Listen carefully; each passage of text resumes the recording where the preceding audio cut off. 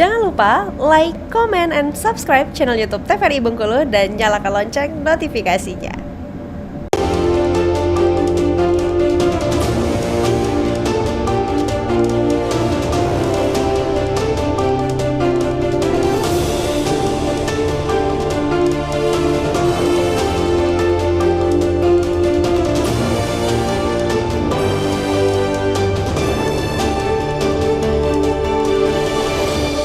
Terima kasih Anda kembali menyaksikan Beranda TVRI Bengkulu, masih dengan tema yang sama terkait dengan karantina siaga Ramadan dan Idul Fitri 1446 Hijriah.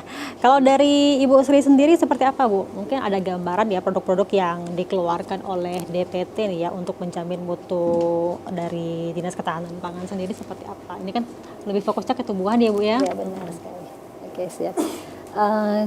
Pangan yang aman, terutama yang asal tumbuhan itu dia terbebas dari cemaran secara fisik, biologis dan kimia, kayak gitu ya. Jadi kalau secara fisik dia bersih, kemudian terhindar dari kutu, misalnya terhindar dari kayu, gitu, kotoran-kotoran. Kemudian kalau secara biologis mungkin dia terhindar dari jamur, kemudian kalau secara kimia itu terhindar dari bahan-bahan kimia seperti pestisida. Nah, untuk menjamin keamanan produk terutama asal tumbuhan ini, pangan segar asal tumbuhan ini, kita mempunyai sertifikat yang kita keluarkan gitu ya. Pertama sertifikat ada namanya SPPB PSAT, itu yang dikeluarkan untuk penerapan penanganan standar yang baik untuk pelaku usaha. Kemudian ada izin edar yang kita keluarkan juga untuk bahan pangan yang sudah dikemas, biasanya seperti itu.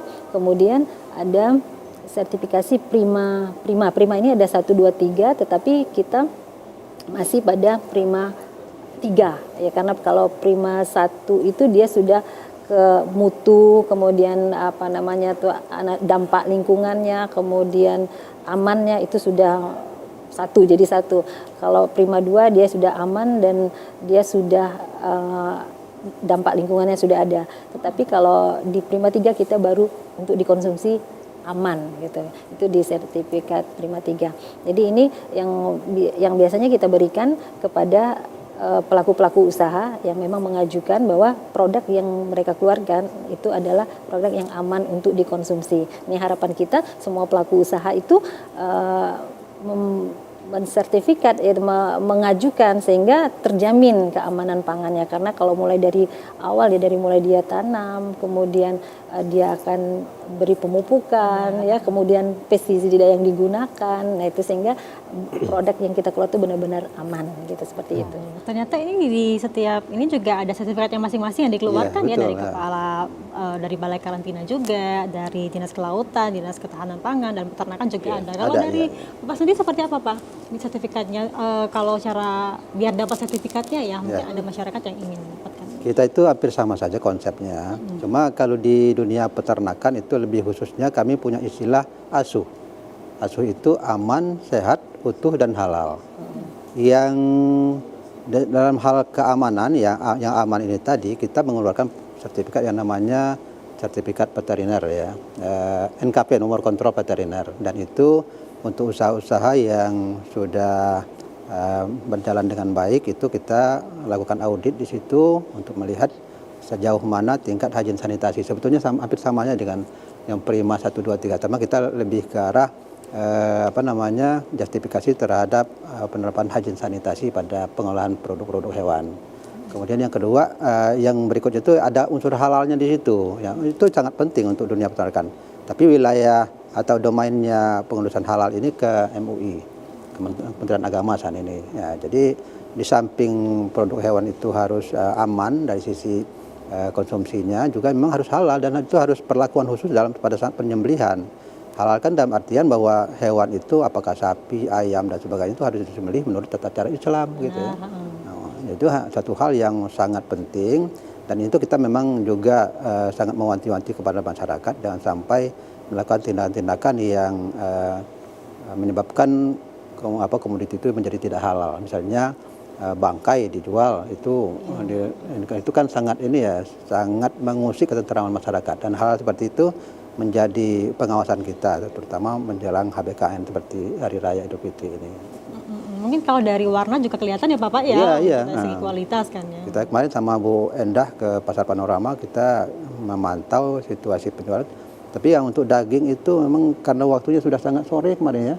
Mereka melakukan pemotongan itu malam hari. Jadi selama dari pagi sampai siang itu kita lihat ya dagingnya dibiarkan begitu saja, itu memang agak merusak itu.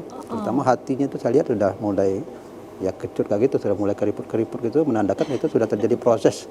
Bukan cuma kulit yang keriput ya Pak ya, tapi juga bukan hanya kulit aja yang keriput-keriput ya udah begitu tuh. Ya, begitu. Oke, kalau dari Dinas Kelautan sendiri seperti apa Bapak sertifikat yang Pada dikeluarkan? prinsipnya memang pemerintah itu hadir untuk memastikan usaha, baik itu kalau kami UPI yang kita pastikan bahwa mereka ini sesuai dengan prosedural. Dan pemerintah hadir untuk memperlancar usaha kegiatan UMKM ini, sehingga memang peran terhadap masyarakat ini terbantukan. Pemerintah Provinsi Bengkulu menggalakkan bantu rakyat. Jadi sehingga dari dua sisi, baik itu dari pelayanan terhadap UMKM, itu maka kita jemput bola. Kita datangi, kemudian kita bina, kita berikan sertifikatnya. Tetapi untuk di masyarakat juga kita memastikan bahwa sesuai barang yang dijual mereka adalah sesuai dengan sertifikasi yang kita berikan. Inilah ada dua hal sehingga memang terasa bantu rakyat itu dirasakan oleh masyarakat secara langsung. Nah, dalam kaitan ini kita ketahanan pangan, maka pemerintah Provinsi Bengkulu memastikan bahwa masyarakat Bengkulu pada umumnya seluruh masyarakat dari Kaur sampai dengan Kabupaten Mukomuko ini tersedia untuk menyambut Hari Raya Lebaran nanti. Jadi sehingga nanti senyum setelah bulan suci Ramadan, setelah menjalankan puasa maka senyum di di Hari Raya terasa. Kalau nak makan lontong ada dagingnya mana? Ya. Dagingnya aman ya, sehat. Sayurnya ada buncisnya juga dari ketahanan pangan. Sayur. Jadi pastikan bahwa semua pangan ini akan tersalurkan dengan baik kepada masyarakat ya. Apalagi kan ini juga disalurkan ke kabupaten-kabupaten ya. Jadi memang harus dijamin kualitasnya ya seperti itu. Baik, kita break dulu. Nanti kita bahas lagi dengan tema kita karantina siaga Ramadan dan Idul Fitri 1446 Hijriah. Kami akan kembali setelah jeda pariwara berikut ini.